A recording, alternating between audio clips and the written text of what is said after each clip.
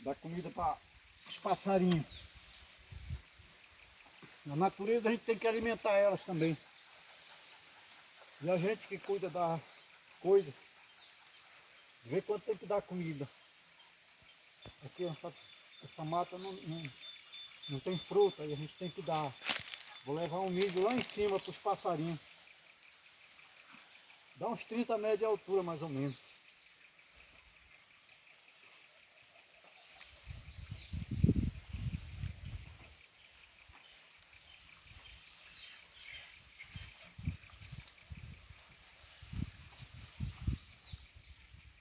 Aqui não é para qualquer velhinho não.